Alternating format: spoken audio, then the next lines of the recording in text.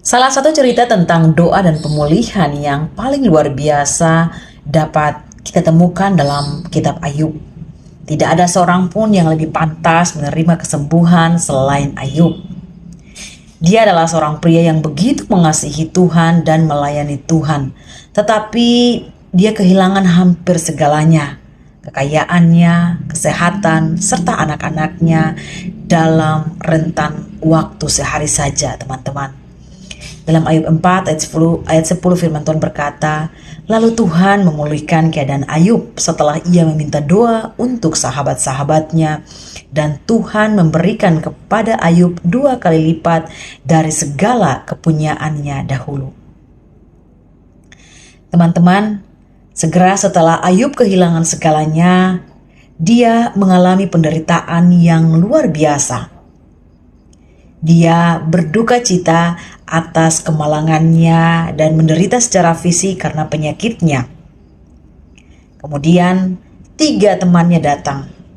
Alkitab mengatakan, lalu mereka duduk bersama-sama dia di tanah selama 7 hari 7 malam.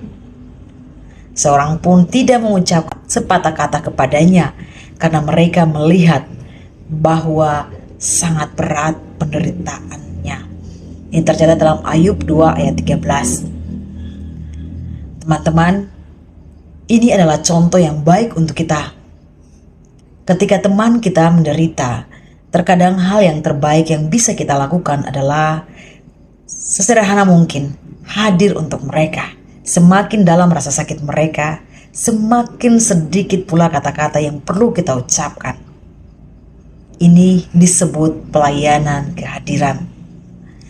Kita tidak perlu mengatakan apa-apa, cukup berada di sana, di samping mereka.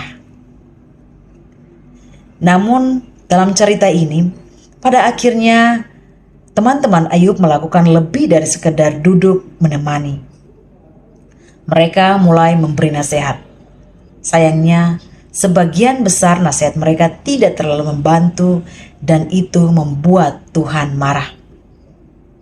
Maka Tuhan menyuruh Elifas, salah satu dari 3 teman Ayub itu, untuk memberikan persembahan korban bakaran. Dan Tuhan berfirman, oleh sebab itu, ambillah 7 ekor lembu jantan dan 7 ekor domba jantan dan pergilah kepada hambaku Ayub. Lalu persembahkanlah semuanya itu sebagai korban bakaran untuk dirimu. Dan baiklah hambaku Ayub meminta doa untuk kamu, karena hanya permintaannya lah yang akan kuterima, supaya aku tidak melakukan aniaya terhadap kamu, sebab kamu tidak berkata benar tentang aku seperti hambaku Ayub. Ayub 42 ayat 8. Teman-teman, perhatikan bagaimana Tuhan berkata, hambaku Ayub meminta doa untuk kamu. Tunggu, sebenarnya siapa yang sedang mengalami penderitaan di sini? Siapa yang telah kehilangan segalanya dalam cerita ini? Bukankah seharusnya Ayub yang disembuhkan? Tetapi Tuhan tahu bahwa kesembuhan tidak akan datang kepada Ayub sampai dia berdoa untuk ketiga temannya tersebut.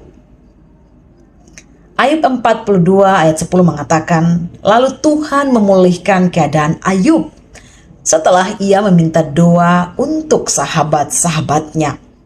Dan Tuhan memberikan kepada Ayub 2 kali lipat dari segala kepunyaannya dahulu.